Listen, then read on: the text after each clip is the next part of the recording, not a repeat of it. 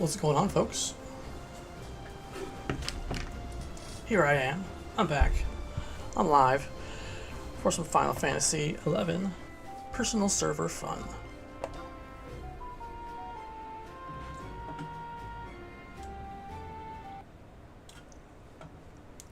So, yesterday, I found myself finishing up that is after my live streams, finishing up the insertions of the rest of the Empyrean gear into their appropriate NPCs for purchase. So that's done. And then I found myself wanting to finishing leveling Thief. So I got Thief to level 99. I found that the XP that I was getting is a little bit too high for the tweaks that I intend. So, well, let me give you some volume here. Sorry about that. Some volume, sound effects, and music. Not bad. So, the tweaks that I wanted to do for today, maybe figure out the perfect sweet spot for XP. I'm thinking if I reduce the overall XP that I get by 25% or so, that's kind of the spot that I want to be, at least for now. But if I do that in the map settings file, it'll drop overall XP for everything that I get by 25%. And because the other settings, the main settings page, that file, it feels like it's not working. It feels like the only way I can significantly affect XP is by using the map folder, or the map file. However, that changes everything, and not just my XP per kill. So if I do that, I'm going to need to bump up the Records of Eminence, because that's kind of where I want it to be already, and I need to bump up the book XP, because that's kind of where I want it to be already. I want to encourage Records of Eminence completions and book completions over like XP per kill. However, tweaking those values directly kind of mucks up the symmetry, I guess, because right now it's kind of like an even 4,000 XP for getting it's an even 3,000 XP for getting a complete 10 crystals or something. If I were to bump it down by 20%, and then have to bump up the Records of Eminence rewards by 25%, it'll kind of make that 3,000 not an even number, and I kind of like the way it's even now. So what I'm thinking is, if I remove the key items, my Rhapsodies of Vana'diel key items, and if they are in fact working, then I will maybe just not give myself those remaining key items, the ones after Crimson. That way I can also not necessarily need to make each player a GM. So that's my thinking right now. Right now I'm just wandering around here waiting for Kurata to pop, because whenever I level Monk, I always have to level it with the Boreas Sesti at level 30. It's just a habit. Every time I level Monk, I gotta have the Boreas Sesti. I tend to want to ding into the best gear possible every time I level Monk on a character. I want to immediately be able to put on the oak coats and the Fuma shoes and the Boreas Sesti and the Retaliators. So that's what I'm doing. And it should pop next turn, because I have it set up to be every other time you kill a placeholder, the next time is going to be an NM. That'll despawn, placeholder will come back, and then you kill the NM again. Also, for some reason, since I updated the server last, these Goblin Traders are dropping very unusual items for Goblin Traders. You'll see.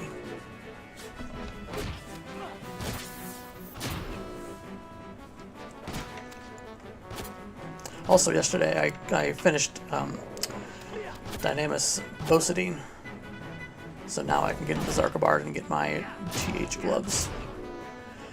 But I noticed, if you see this, Ancient Beast coins. Why is this trader dropping Ancient Beast coins? Anyway, I decided to bump up the treasure hunter of pretty much just in general, bump up the treasure hunter, because right now it's not dropping AF gear in Dynamis fast enough for my liking. I also increased the any mobs that do drop gil, I bumped that up a little bit, so now that goblin just dropped 1.1k. I also increased the spendable points for sparks to an extra 100,000. So now I can make it even up to an even 5 million gil per week. It just makes it nice and even. Easy to remember.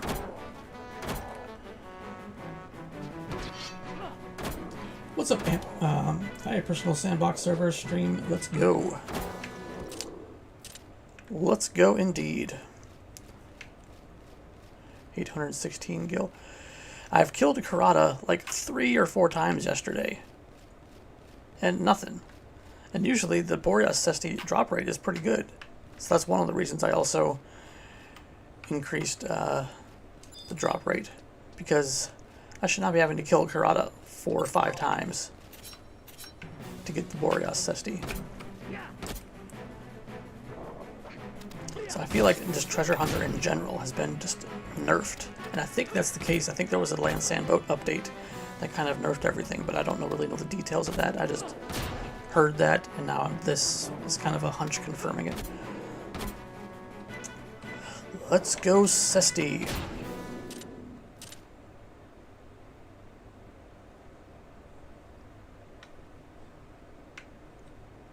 Really? Really? You can use Rudra's Storm? I can. I mean, I don't have it set up to automatically get right now, but I can. I mean, if I get the Twashtar, I can use it, obviously. But I haven't tested out if doing the Trial of the Magian's weapon skill quests, if that actually will give me Rudra's Storm, or if those quests are enabled. Yeah, because Aeolian Edge showed up naturally, like it should. But you know what?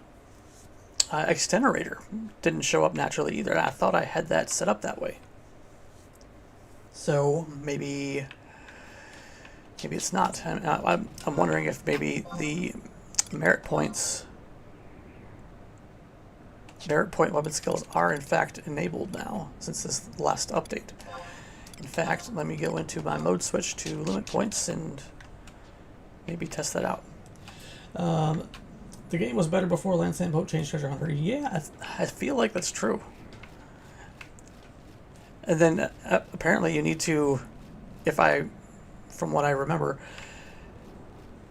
I think you need to go into, like, if you want to specifically change the drop rate of something, you actually need to like upgrade it to the next category of drop rate, from like ultra rare to common or whatever. You need to actually manually change each mob. That's like, no thank you. So right now I have the treasure hunter rate, the drop rate at 2.0 instead of the base 1.0. Maybe I just need to bump it up significantly. Come to think of it, it also took me a long time to get my bounding boots too. And ain't no one got time for that. You know what I'm saying? No one's got time to do 150 Midegi the Punishers for my Okotes. I could just put it into a NPC to purchase, but it's not as fun.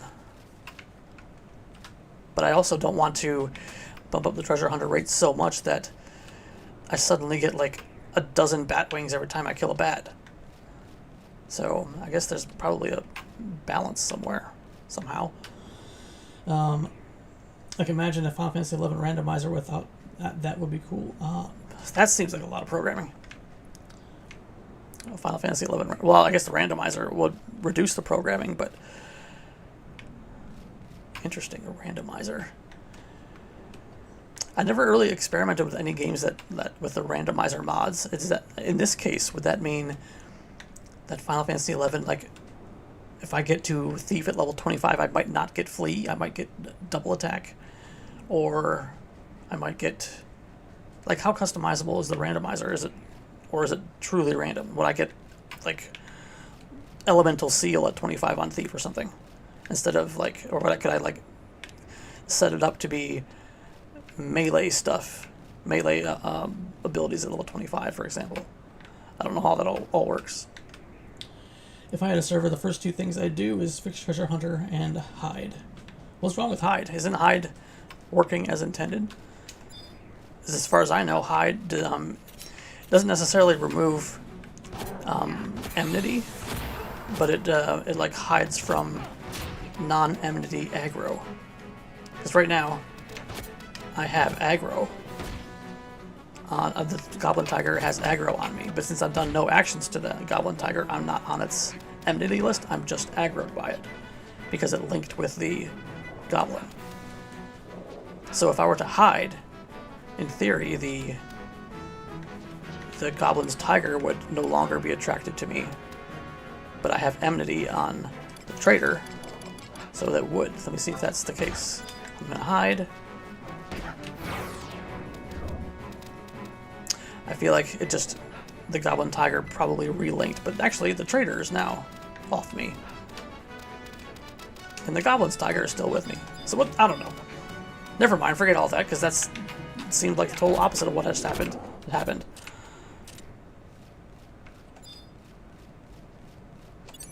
So maybe that's what you're talking about. Maybe hide is broken in that way. I would like, I liked how Cat's Eye did login points and was kind of like camping those NMs a lot.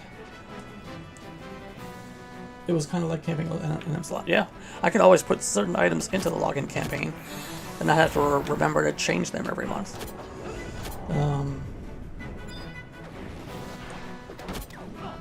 Man, they ruined hide. They basically made it worthless ability now. A perfect version of hide would drop all aggro, and if the thief was top of enmity, it would drop all aggro from the mob, and as in not just turn and go kill the white mage friend instantly. I'm not sure I know how to make those kind of tweaks. It seems like those tweaks are a little bit more in depth than what I know. If I spent time on it, I could probably figure it out, but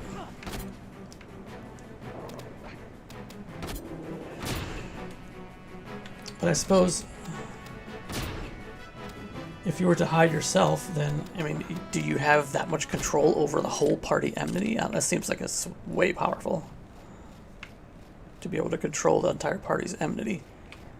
Maybe that's the purpose of Thief, but it's like, but to reduce enmity or to eliminate all enmity on all characters in your party with one ability, that seems pretty OP. Karata, all right. Maybe this time. Maybe this time, Karata.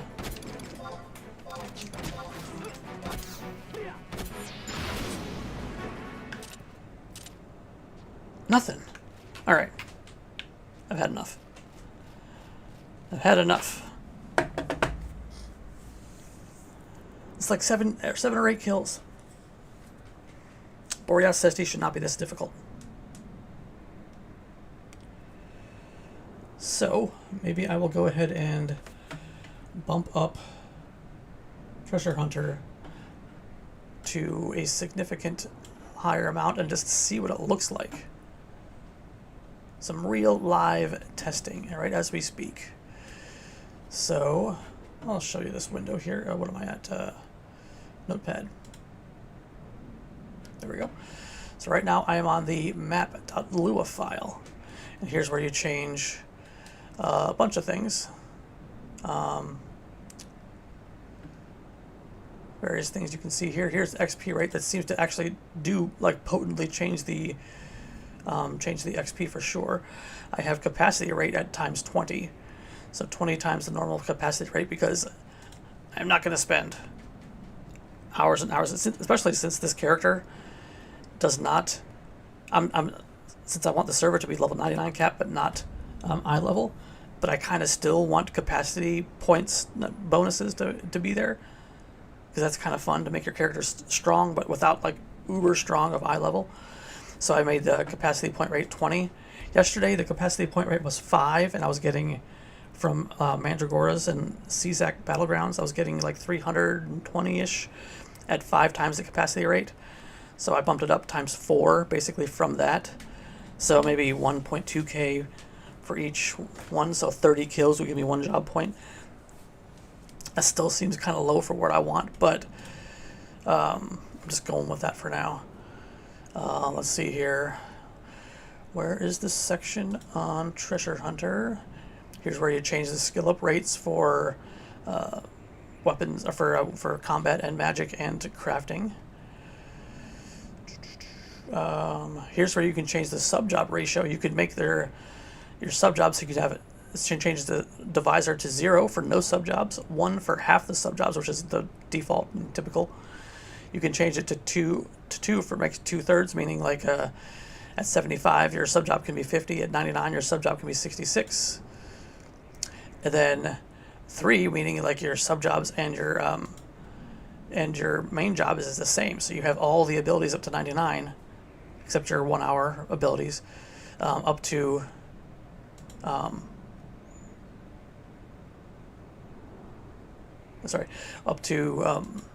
99. Unfortunately, what that means is in order to have a fully leveled sub, you need to level that job up to 99. So right now I just have it set at default with job ratio 1. This up here actually was the MP of the sub job, MP from sub job. Let's see here, alter ego stats here you can change. There's where you can change the mob guild and stuff, certain mob behaviors with like drops and stuff, or guild drops that is. But what I'm looking at here, I know that Treasure Hunter was that on the main settings here. XP rate. Bear with me.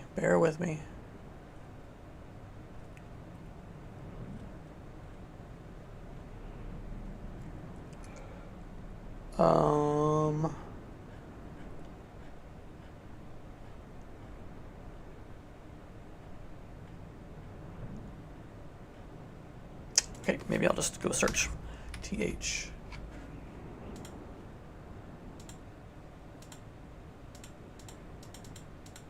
Okay, Hunter. Hunter. No hunters. Go into map file. Next hunter. There it is. Wait.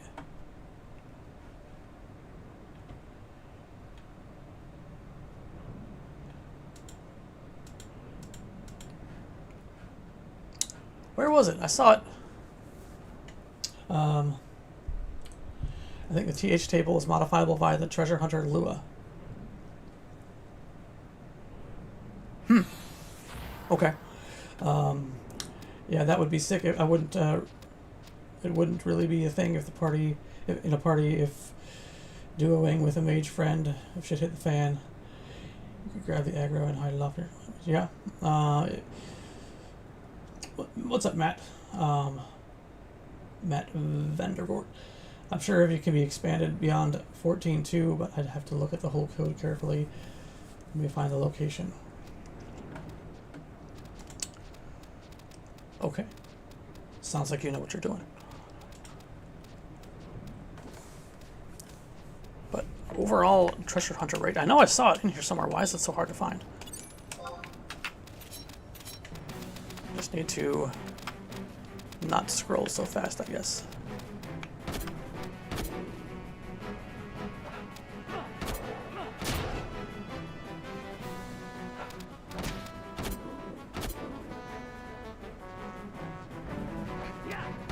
Drop rate multiplier. So it's not, okay, so there it is. Drop rate multiplier. Default is 1. Adjust the drop rate, acts as a multiplier. And this is the map one, so I mean, I don't have any doubts that it's not going to work. So let me just change this to 5. 5 times the drop rates. Okay. Okay. Now,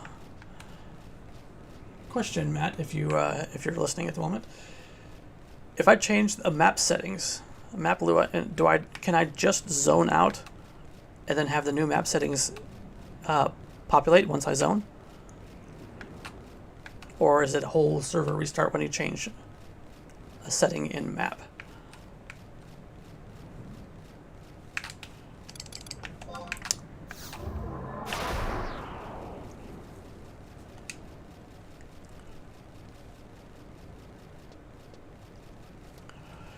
And you mentioned the treasure hunter ability page. Scripts. Actions? Is it under actions? Abilities? These are abilities, not job traits, so maybe treasure hunter's not in here. No, it's not. So that's spells, weapon skills, it's actions. I guess would that be globals? Job utils? Treasure hunter, no. Combat. Treasure hunter. Scripts, globals, combat, treasure hunter. Okay, I see the table here. You guys see that too? Okay.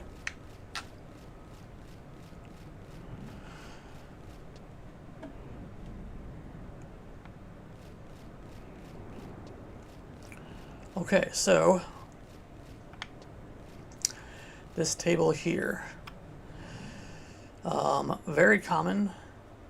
TH level 0 is the value is 2400, but what does that value mean? Is it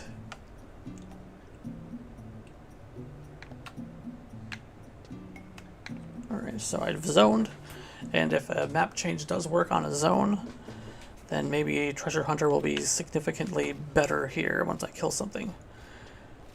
Noticeably better. We'll see.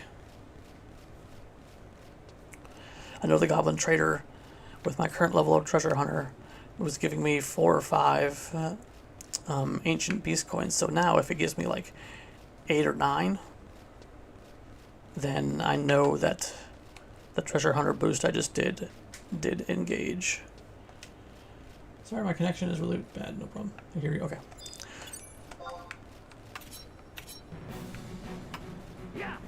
Call up Elon and get that Starlink.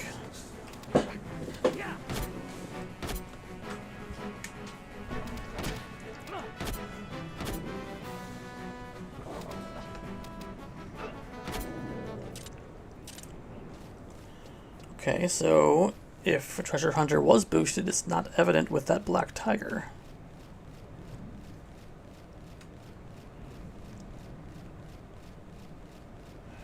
Then again, is treasure hunter really increasing the drop quantity, the quantity of drops, or is it increasing the rarity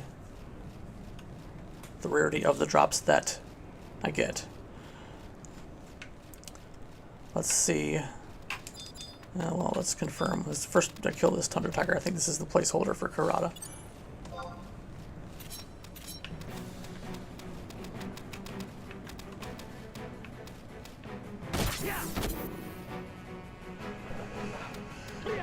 So, it doesn't increase the quantity.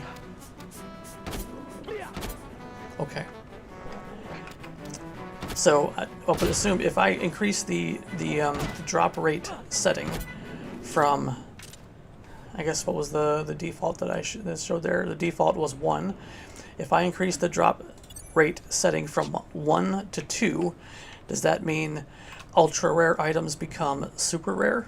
According to this, does it mean items that are ultra rare would become super rare? And if I increase it by 5, would it go 5 steps towards the very common? Is that how it works?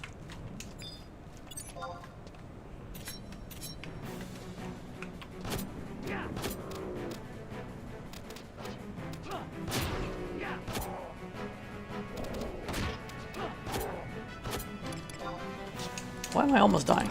What are you doing?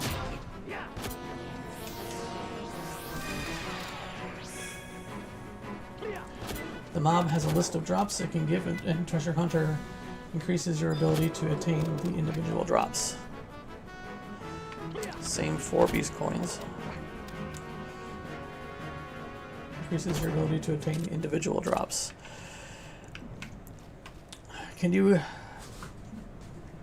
describe that in a different way for me? Increases your ability to obtain. Okay, so if that does that mean that I might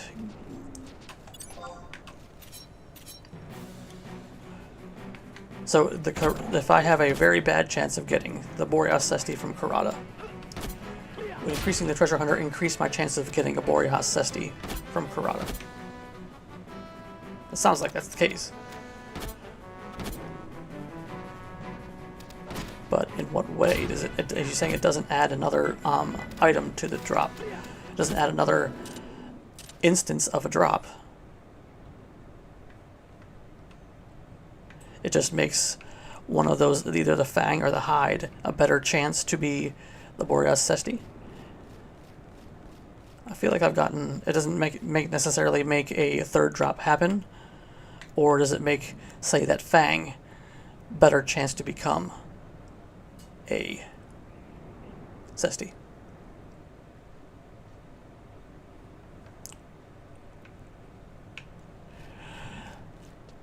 Either way, I'm not impressed with Karada right now. And can you confirm if it does require a server start to make from a map change? I suppose I can confirm that by going somewhere that has a mob that drops, a mob that gives me XP. Depends on the item. Well, if that doesn't help me, I'm going to find somewhere that definitely is going to give me some XP. And I will change the map setting and see if it gives me an absurd amount of XP. So I'm going to go to Feyin. I know there's several mobs in there that will still give me XP. In fact, I will save time. Warp. And then go to the home point in the basement of Feyin. seals, you need XP to get one. Yes. Yes, that's cool. Yeah, I got you there. I got you. And I suppose, does that also mean like geodes and Ifritites? You need XP to get 2, right? Therefore, yeah, I gotcha. So, I guess I don't need to go to Feyin. I could go to anywhere, really. Let's go to Adalin.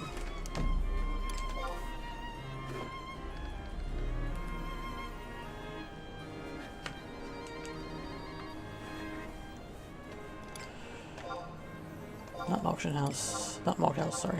Auction house. Let's go to Adalin. Let's see. You get seals based upon the tier of the mobs, so like 1 to 50 gives you beastman seals, right? Right. And if and only you get XP from the mob, then Kindred, yeah.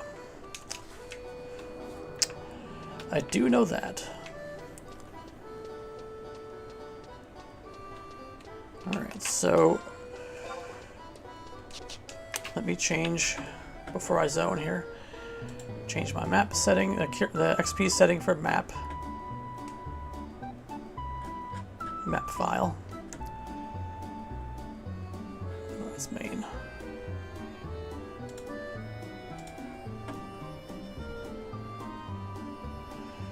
So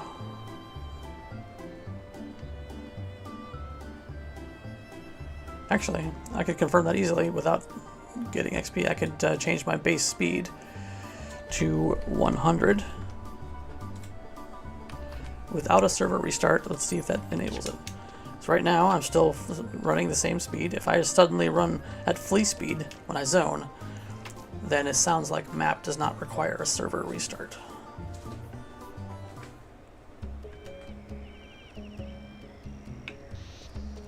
I am definitely running faster. Okay, so it sounds like map does not require a server restart, it just requires a zone. Confirmed, at least for now, until something else happens that confuses me.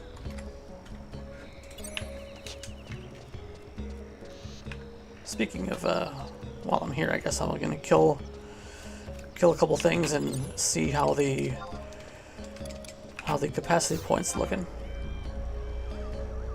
Going back to the things like fangs, if the tiger is set to drop 2 fangs, 2 fangs are in the list of drops of the mob, then you put treasure hunter stats for very common towards each fang in the list.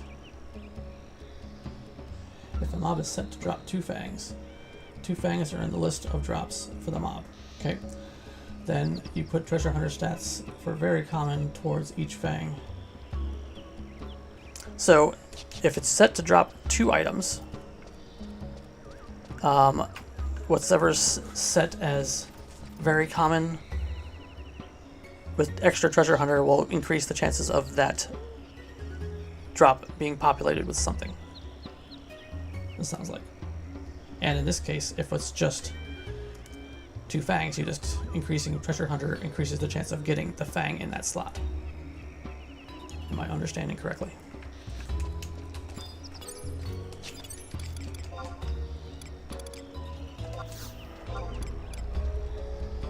Oh, okay, good. Sounds like it. So then I assume that Karada has an extra slot for the Boreas Sesti. So increasing treasure hunter will increase the chances of that slot being populated with the Boreas Sesti.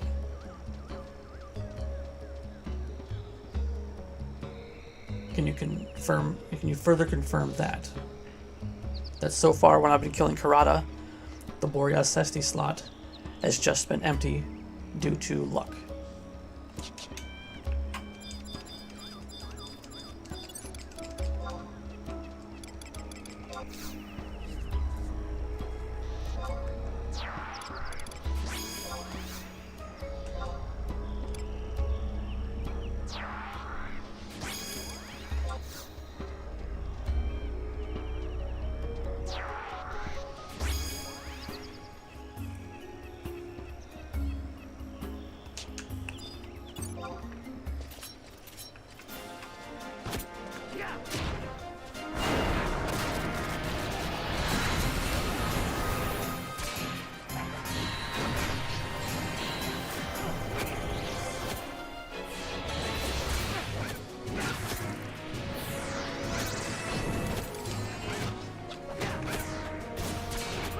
To my knowledge, unless it's bugged, there isn't a case where the item is completely available or unavailable due to treasure hunter stats. It's either available from the mob or not.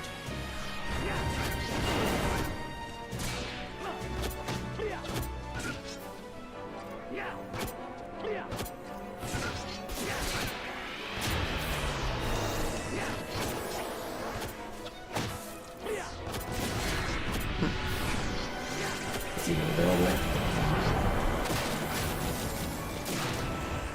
Now, my capacity points still 350. Still 350.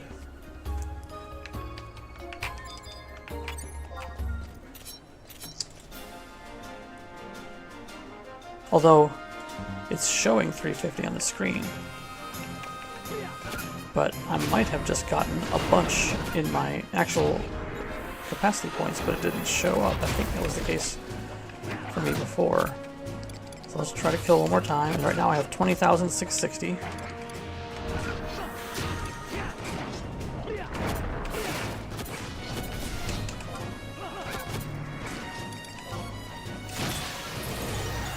Okay, I just got 7,000, or I just got 8,000 capacity points. Yeah. Capacity point bonus is definitely working. I just got 8,000 capacity points from that mob. Is that too much, or is that too little? how fast do I want to get capacity points? If one kill of a blanched mandragora, which is a relatively low mob for an eye level area, but it is killable fairly quickly by me at 99 non-eye level. 8,000 capacity points.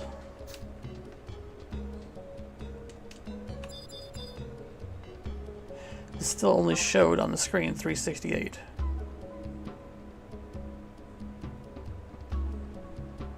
So clearly, but right now I have it set up on the, oh, you didn't even see it on the screen, sorry. I have it set up for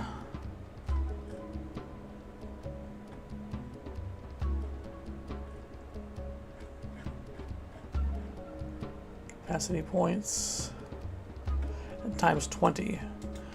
That should have, if it was times 20, like 3 times 320 or 350 or something. 368 times 20 would have been only 6,000 or 7,000. Maybe that's right. 368. 368 times 20. 70. Yeah, 7,300. Yeah, I guess that's about right.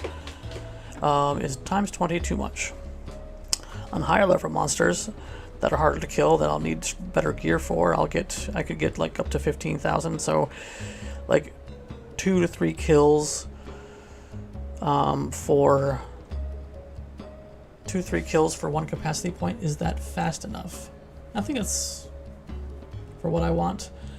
And if it's gonna take me 21, what is it, 2,100 job points to max myself out, that means that it's like 420 kills. No, 2,100 job points. 2,100 job points times 30,000 points each is 63 million capacity points. Divided by, let's say I average 12,000 per kill. It's 5,000 enemies. Approximately 5,000 or so enemies to max out a job. To max out my job points. That's a lot. But as I go on, it's going to increase my capacity rate as I get more and more of those, bringing the total of kills down probably significantly. Let's just go with this for now. I'll tweak later if I need to. Let's see. Either available from the mob or not, but only showed in the log 300. Yeah, that's a lot. There are server items and KIs that increase the capacity points, including job gifts, which would make that compound that number. Yeah. It's up to you in the end of the day, though. Yeah, the question is, how long do I want to spend on maxing a character? I guess I just have to test it out, because if I finish Records of Evidence categories and get that bonus, if all of those bonuses are working as intended and functional, and as I get the gifts, if it makes it so I'm getting like 10 capacity points per kill, 10 job points per kill or something at the end, that's probably too fast. But maybe I'll just have to experience it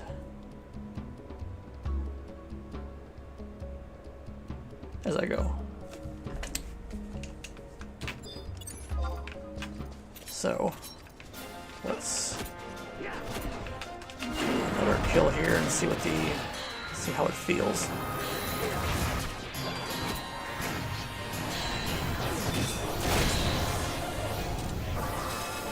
One job point. Let's make sure I'm actually getting a chain here. Right now I'm at 5,000 out of 30,000. You can't see it, sorry.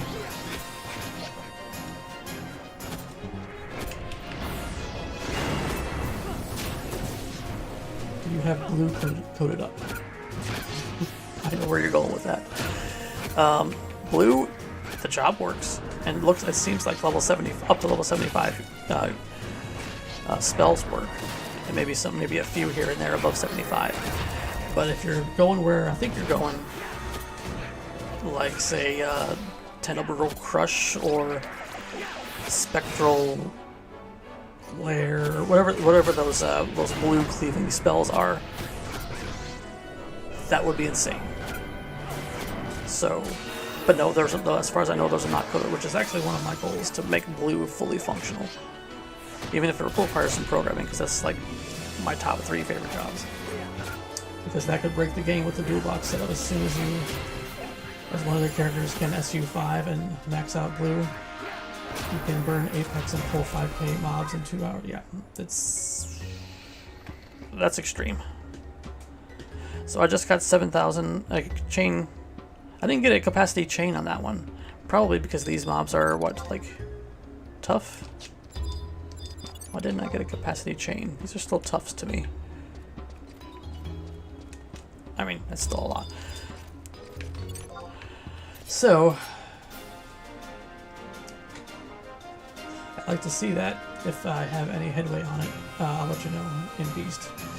The Cat's Eye actually made Beast pretty functional with with the skill chaining, with the mobs being able to skill chain. Cat's Eye was able to do that. I'm not sure how far they went with the total functionality of Beast, but Monk, Beast, and Blue are my favorite jobs. So I would definitely love to see a fully functional Beastmaster with some Sensilla Blades action from the Cricket. That was fun. That was fun until they nerfed the distance for the ready moves. It just like crushed Beastmaster back then. In retail, that is. Fully functional blue. I'm not sure how many places I need to make edits and changes to the code. Is it just finding all of the spells? I think all the spells are present in the code, or at least the files exist, and I don't know like all the places that need to have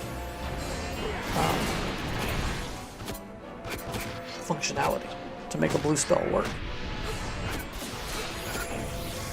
I need to deep dive into that, I suppose, because if I can get a fully functional level 99 blue, maybe not eye level, I don't expect to be able to necessarily cleave Ryzenjima, but I mean, cleaving these zones would be fun. Also, if it would be fun to go in and solo some Wildkeeper NMs, Wildkeeper Reeve NMs, like a Chuka, the big fire dog. Maybe then again, how would I learn Harkarian Verve from the shark, for example? Unless that's working. I just have to GM give it to myself. I need to work on making blue a main tank on your server. No, that would be fun, actually. I tried that on Cat's Eye. I got like full set, like +1, like a physical damage minus gear. I got like all the spells set up. I got all sorts of stuff to make it happen. And then when I finally got to convince my Link Shell to let me tank Aspid, they did. They let me tank Aspid. I got no refresh, and I died in like,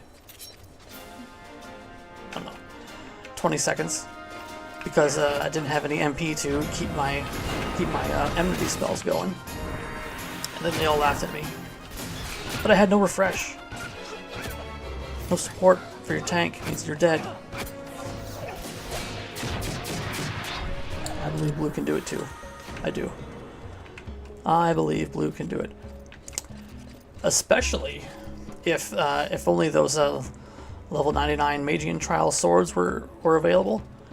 I could get damage reduction on two swords. Yeah.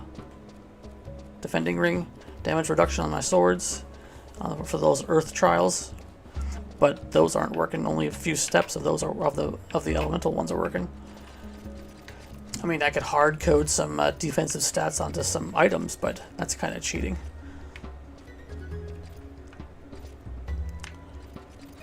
Okay.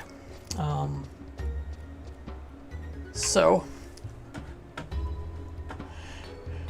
I've confirmed that map changes are enabled on zone. So that's cool. It's good to know. But drop rate. Drop rate multiplier. I have set to 5. I'm not sure if you confirmed this for me, Amp, or not. Or, sorry, Matt. That, have you confirmed, did you answer me already, if, or maybe I missed it, that if I change the drop rate multiplier in the map file, does that, in fact, upgrade an ultra rare item to a super rare item, and then another change in that drop rate value change it another to very rare? Is that how that drop rate value changes, upgrades each one to the next category up, perhaps?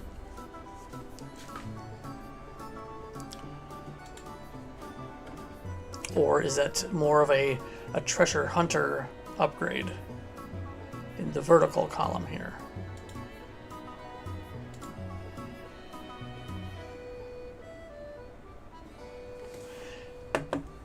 Also, Matt, if you could confirm, if you know, the ultra rare here for Treasure Hunter 0, does that 0.1 chance?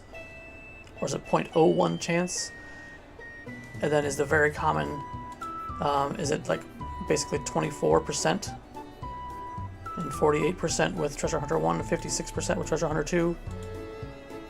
Is that how that works? The 2400, is that 24%? And if that's the case, the ultra rare would be 0.1% chance. That's the question I have. How does the drop rate multiplier work? Does it work as in Treasure Hunter, or does it work to upgrade an item into the next category?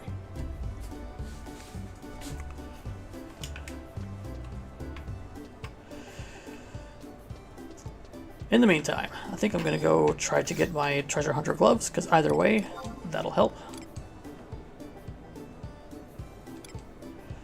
I'm going to... Nearest survival guide is... well, wherever Home Point has the closest survival guide, which seems to be Juno Relude Gardens.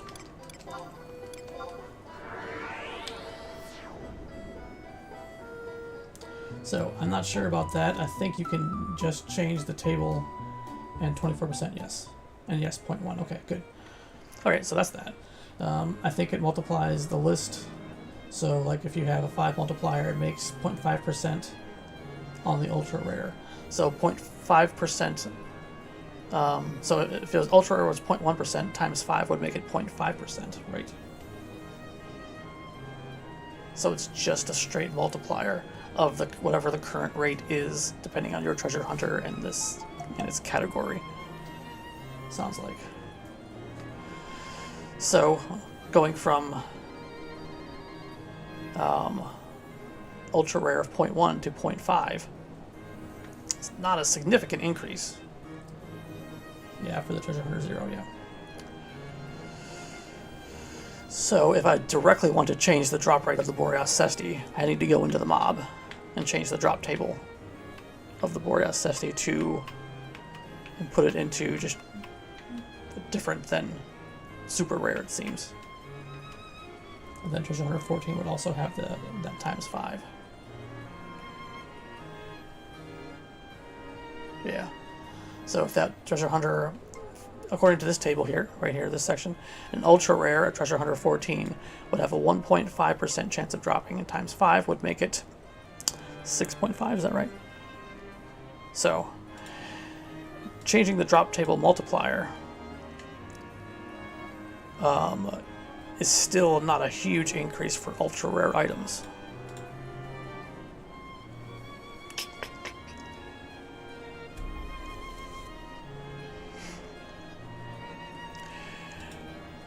How does it work for something like Midegi the Punisher, where it is either one or the other? It is either the Impact Knuckles or the Ocoats. Since it's not an empty, I mean, does it work the same way? It just increases the chances of the smaller item to become. I mean, it probably works the same way, right? But there's not a ton of UR items too. Okay, I suppose the Kraken Club would be one of the ultra rare items. And does this table still look this way when it comes to BC&M chests? Because Treasure Hunter wouldn't apply on those. But I assume it still has a drop table. So if the drop table multiplier is still engaged, then... Sorry if I'm asking too many questions too fast. I'm kind of thinking out loud too. So feel free to answer or not answer at your leisure. Voladunia. Zarkabard.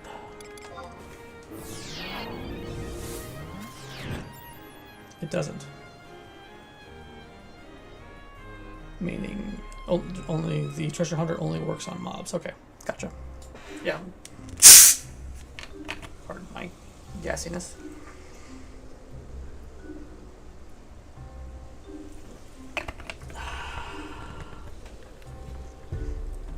I tell you, the Soda Stream, one of the best Christmas presents I ever got. Fantastic. Once you get over the unusual taste of just straight carbonated water, I'm actually start to like the taste. It's weird because it's the gas. How could gas have a taste? But there is a taste to carbonated water or seltzer water. But once you kind of get used to it, it's a superb alternative to drinking soda.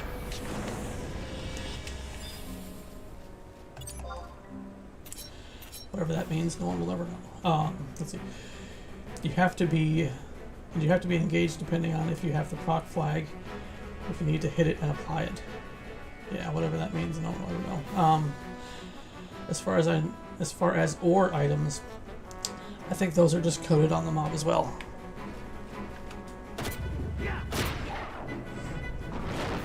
So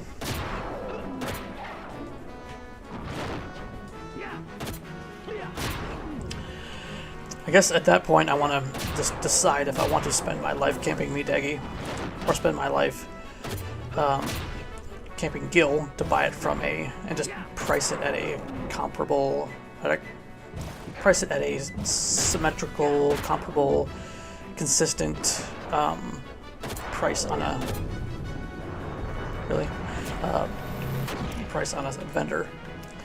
Like, what is my time worth? Basically, is the question. I mean, if Midegi works the same way as it does historically, I could spend 100 kills on that. Now, sure, I'm gonna pop it every other time, so I don't have to wait an hour in between. But it's still a 16-minute respawn for those mobs. Do I want to spend my get up to 3 Midegis per hour, and then spend 33 hours on the Ocoats, especially when I'm leveling up fairly fast that I might only use it for, well, in the case of the Ocoats, I would use it a lot longer than the average gear at that level. But the Ocoats, if I were to buy them, is 500,000 gil.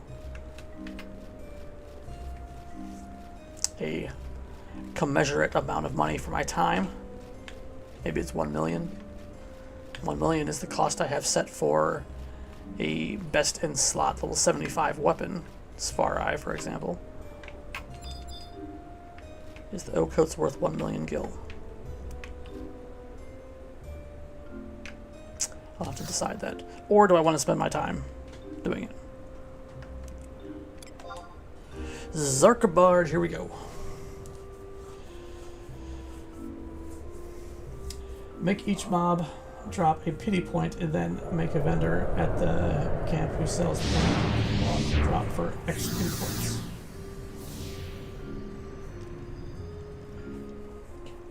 How would I? That seems like a lot of coding. Like Midegi the Punisher would drop Midegi points, and I could redeem Midegi points at an NPC, for example.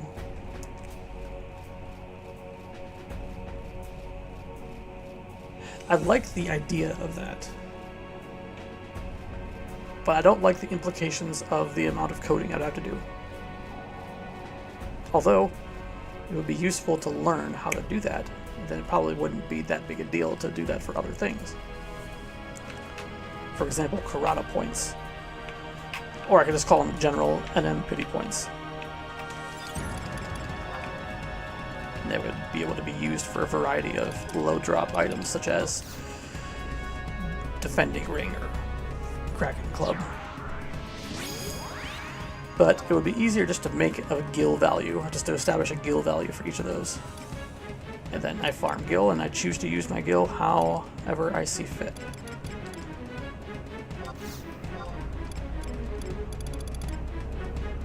I guess the universal currency of gil or a specific currency is the question, because that's all basically amounts to a currency in exchange of your work for a tradable medium, which is currency. So make spawnable mobs with the code for Sky Gods. Spawnable mobs. Yeah, learning how to do that, you can have the Odysee NMs available all the time. I would like to see all lottery done away with, and if the window is open, it spawns. If Matt's saying it's not easy, I won't take his word for it.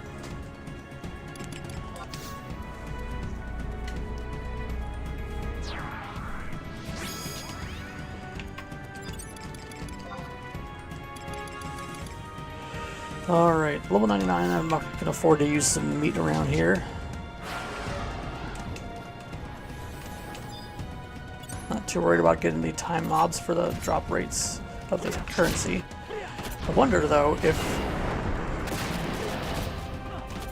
do the drop rates of AF gear, is that affected by... Isn't the procking only affect currency drops? Is that still the case? I mean, if that is the case, then that's fine. I can go into a zone and kill the time mobs, but worm ornament, okay. So far, so good. I don't necessarily need to get 3 AF drops each kill, but 1 AF drop every other kill would be fine.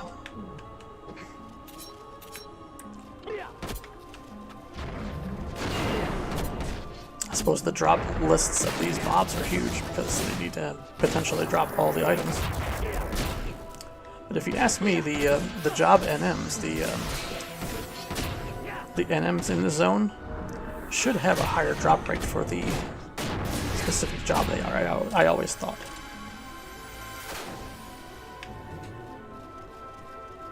Melee crown, that's convenient.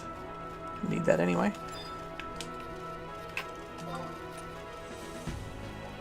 If I have the treasure hunter right now tweaked to be 1 AF drop per kill or so, I think that's pretty good. For the Sky Gods poppable thing, you need an NPC and a custom trade magic. I'll just make the Sky Gods pops available at an NPC.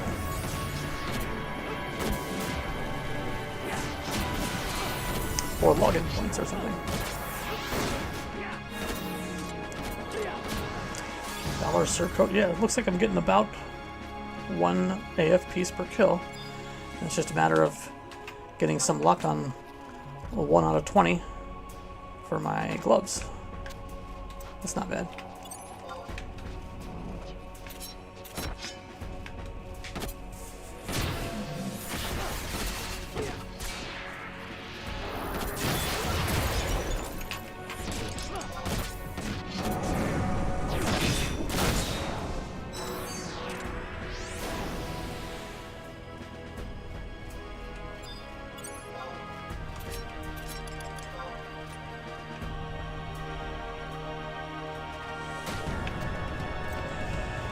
Black Mages. I also only have a level 87 weapon right now. I need to input some purchasable level 99 weapons. that aren't best in slot stuff like the mythic ones I have for 10 million gil.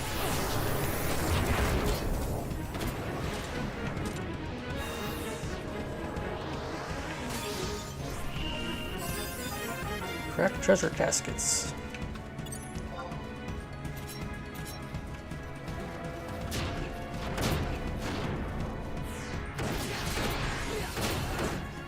Come on, Shantoto, what are you waiting for? There you go. Crimson granules of time. I mean, I could swing around and get all the time extensions, I suppose. Oh boy. Oh boy.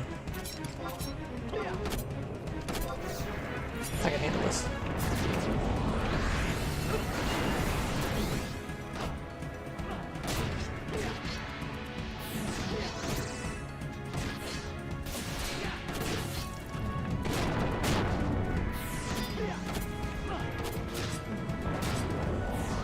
Okay, now I'm getting less artifact relic.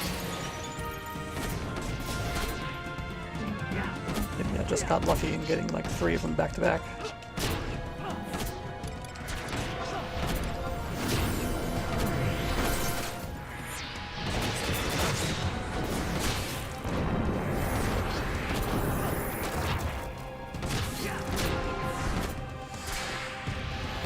Let's see. Well, I'm not saying change Sky Gods, I'm saying use the Sky Gods logic to force pop something like Midegi. Ah, okay. What would I use to pop Midegi? Maybe a 13 not creepy thing? I mean, it would be useful to learn how to do that, then I can... I mean, the more I learn, the more customization I can do, the more my own I could make the server. I shouldn't necessarily just be okay with, like, very limited knowledge. It's eventually that's going to be boring. Terrell Schofield. Can you still make your own server today, and how easy is it? Yeah, you can make your own server today. There's a, I basically just went to the guide on the GitHub Land Sandboat GitHub page, and followed the steps. It helps to be, you know, a little computer savvy to get it going, but it's really not terribly difficult. Now, when you have problems or when something is broken, it becomes difficult a little bit if you don't know the ins and outs of the Land Sandboat emulator.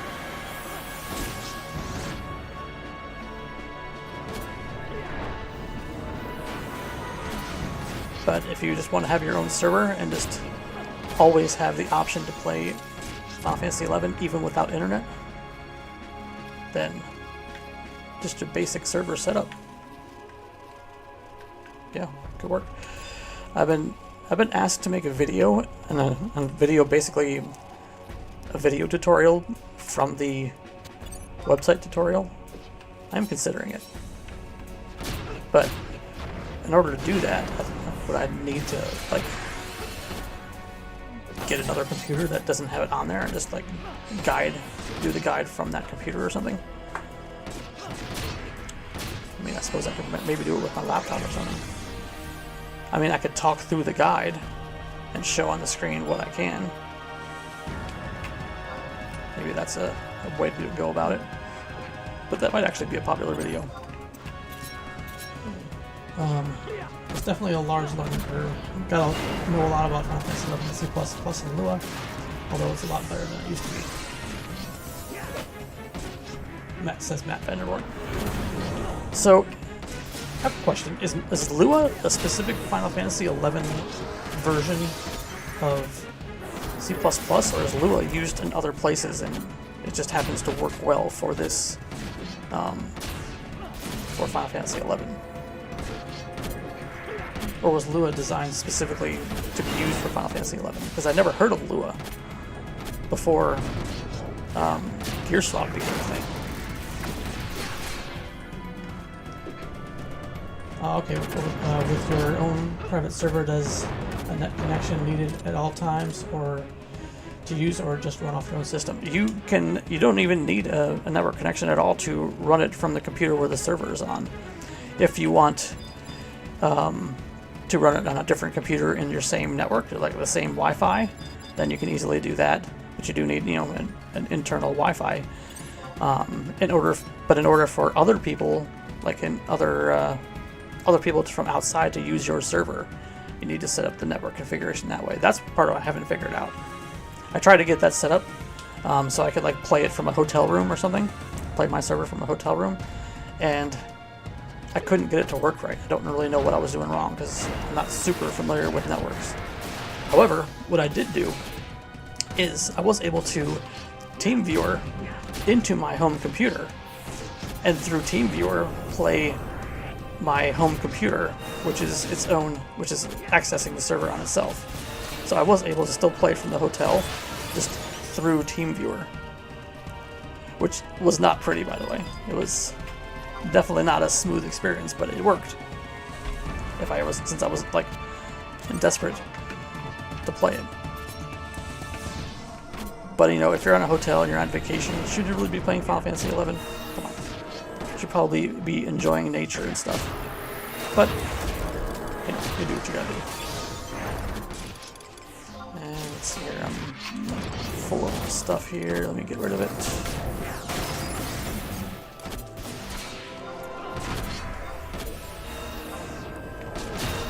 Oh, let's see here. Evil is used in a ton of places, not specific to Final Fantasy XI. It would be fun to have you and a few friends. Yeah, I would. What Lansing Boat did was added a library for Lua that helps optimize pushing and adjusting the code in a more user-friendly interface. LuaJet.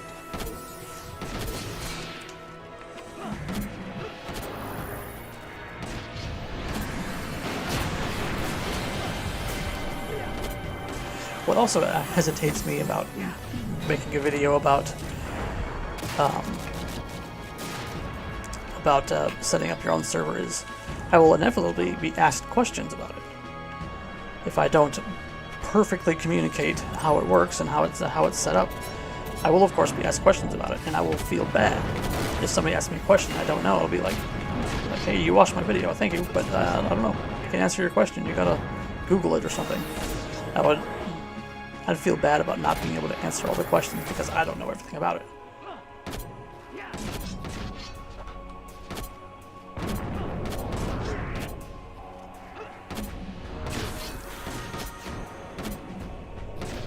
But I guess if I give the caveat, it's just the basics and I can't answer all the questions, it might be fine.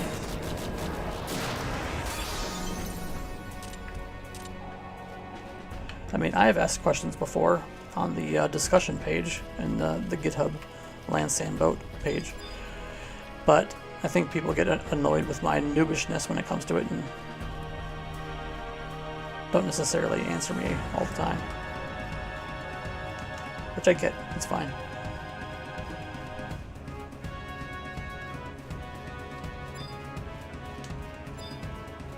What are you? Supernal Goat, okay, got it. I might as well run around here and get the time extensions. Didn't you run DSP? I did have a DSP server first. That was my first personal server, was a DSP server. But it didn't have, it was kind of more broken. I mean, well, maybe not broken, but it didn't have a lot of things enabled that I wanted to be able to use. Like Records of Eminence wasn't working on that one. And it wasn't enough like retail. Like my ideal situation would be a perfectly retail server, just free. That would be my ideal Final Fantasy XI experience. Perfectly retail, perfectly everything working, just free. Unfortunately, that doesn't seem to exist.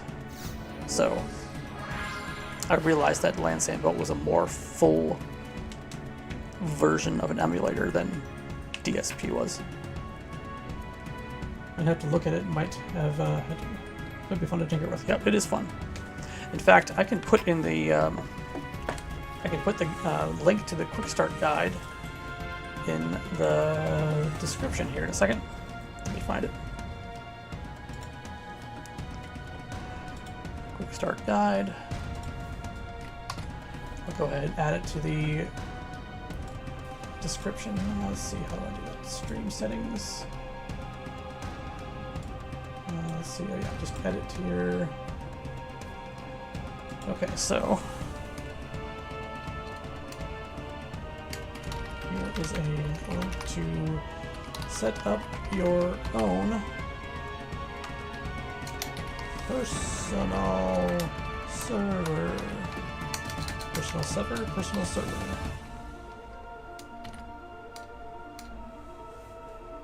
Save. There. You might need to refresh your page if you want to see it.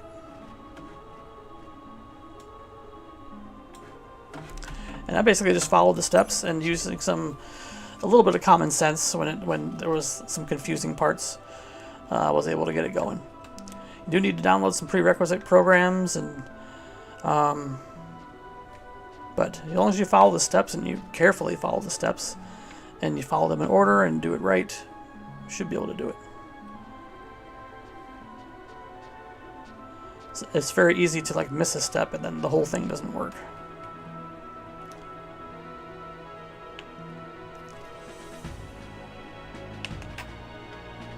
No problem.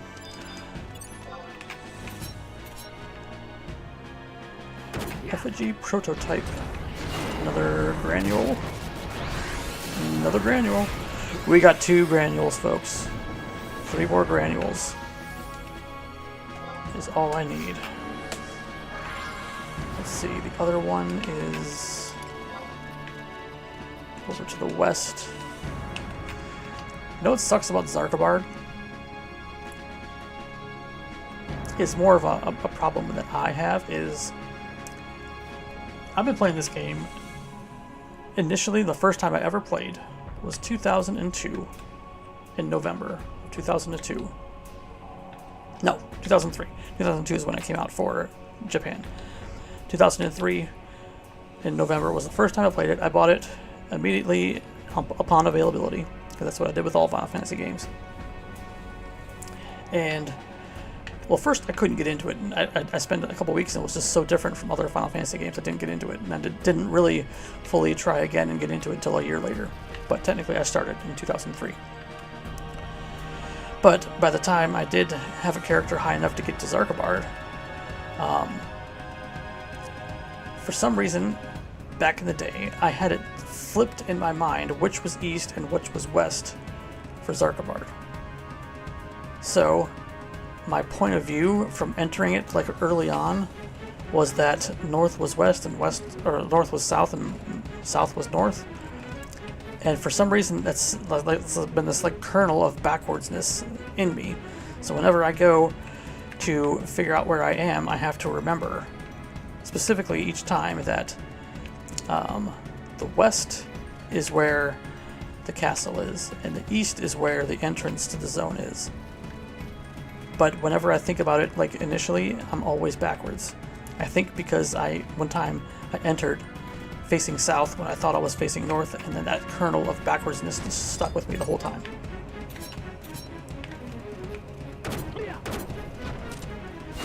If that makes sense. So I need to go. There's the eye that's right here, and then the other placeholder or the time is right here. So yeah.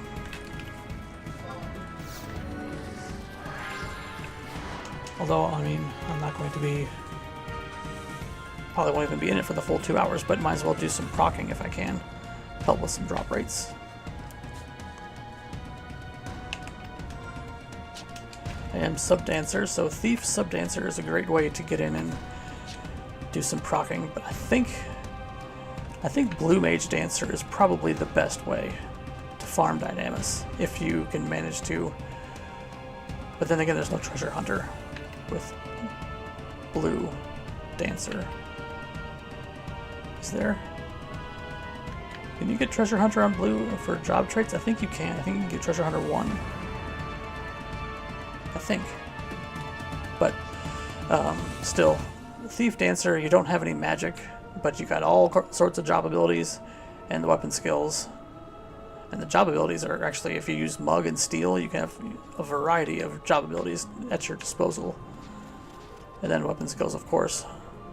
But with Blue, you got magic, you got weapon skills, and you got job abilities with Sub Dancer.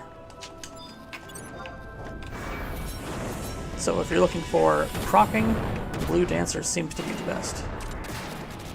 But that doesn't include Treasure Hunter, which is kind of the point anyway.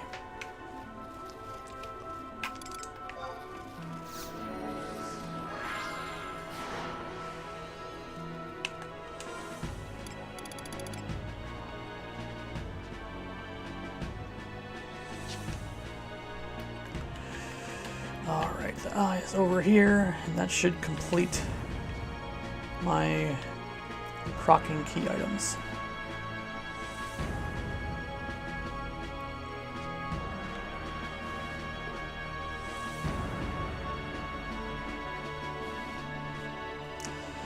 Still, those tasty targets. You know what? Still, with the Treasure Hunter of Thief, as long as you're not like targeting mage enemies, then maybe you could just avoid the need for magic in the first place, making Blue not the best. If you're just going after thieves and ninjas and rangers and beastmasters and monks for the job ability ones, you can target those and then avoid the need for magic procs. For example, steps. Quick step one. Job ability quick step not working. That's my macro not working. Job ability quick step target.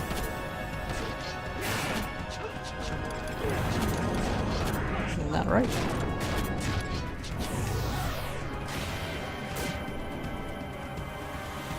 Odysee and Summoner. Oh great. You guys watching yesterday, if any of you were watching, you saw how a diamond dust yeah.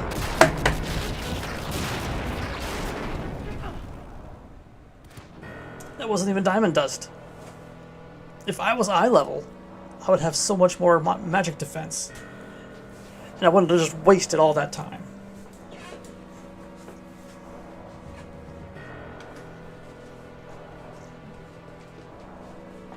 That was just the Thunder 5. I need to remember, I'm not eye level. I can't just go in and cut a swath through entire zones.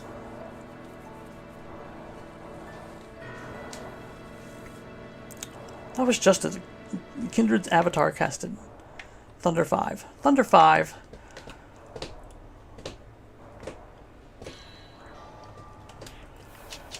I mean, this is level 90 gear that I'm wearing.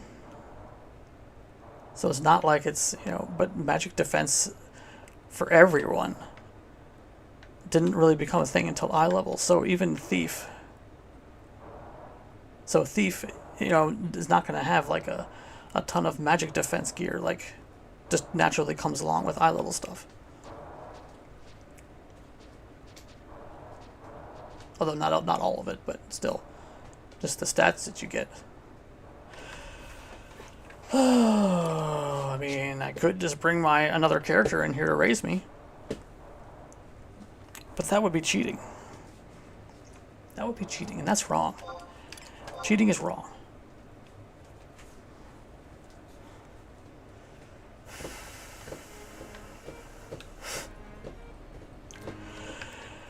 I guess maybe I should just not worry about getting to procs and just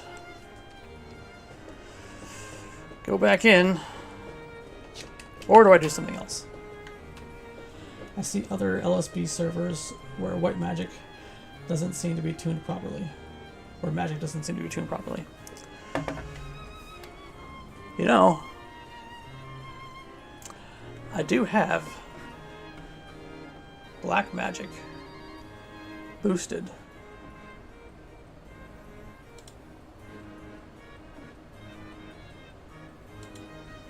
Let's see, where do I have that? under main.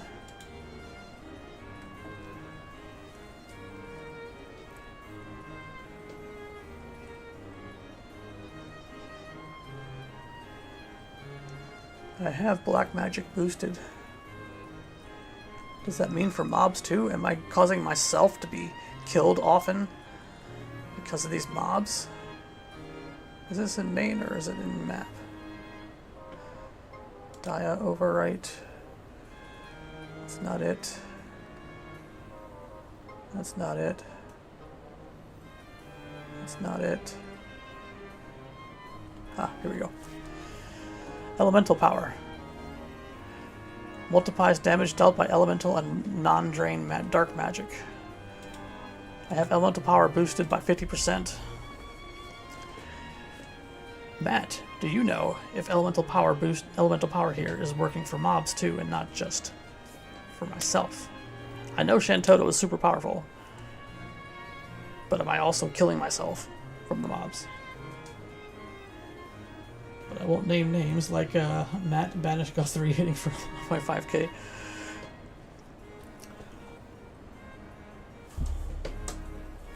Yeah. No idea. I mean, I get a diamond dust killing me, a thief having only 1,388 HP. I get that. And me having gear that basically gives me no extra magic protection other than the shell that I get from Aparuru. I have an intelligence stat of 98. And I have no gear that helps me with magic defense. So I get that, but so I get at least an astral flow to the face. But is that elemental power that just now from that Thunder 5? Is that being boosted by the same place?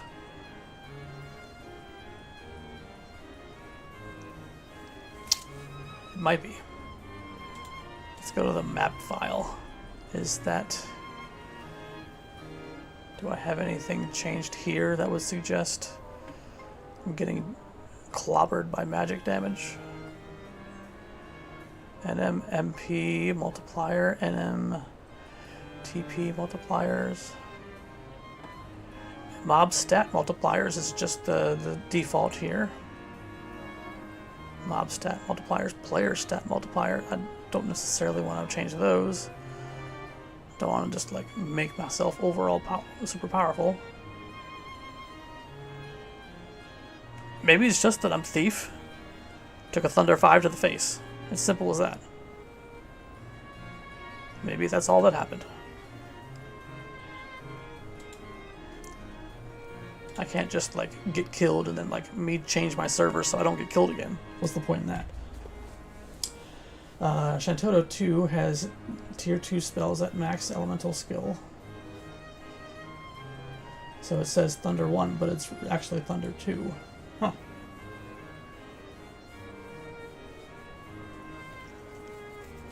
Well.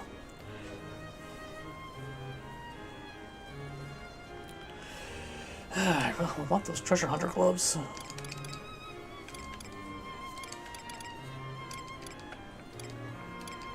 Oh well, maybe I'll come back later and get them. In the meantime, I think I'm going to call it a day here. Instead of like thinking about getting into something brand new, but then leaving in the next 20 minutes anyway. So, thank you for watching, everyone. Please like, share, comment, and subscribe. And we'll see you next time, maybe around the same time tomorrow, depending on the activity and noise level in the house. That's kind of my determining factor whether or not I can go live or not. So we'll see you around. Thanks for watching. Bye-bye.